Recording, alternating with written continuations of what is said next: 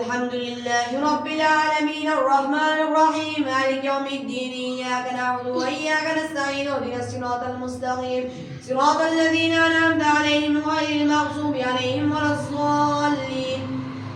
فقاتل في سبيل الله لا تكلف إلا نفسك وحرص المؤمنين أن الله يكف بأس الذين كفروا والله أشد بأسا وأشد تنكيلا من يشفع شفاعة حسنة يقول له كفل منها ومن يشفع شفاعة سيئة يقول له نصيب منها ومن يشفع شفاعة سيئة يقول له نصيب منها وكان الله على كل شيء مقيتا وإذا حييتم بتحية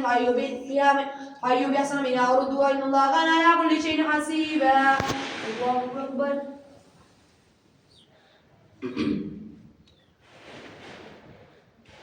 سمع الله لمن حمده الله أكبر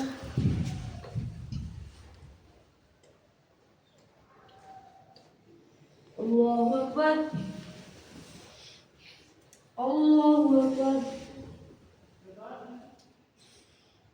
الله أكبر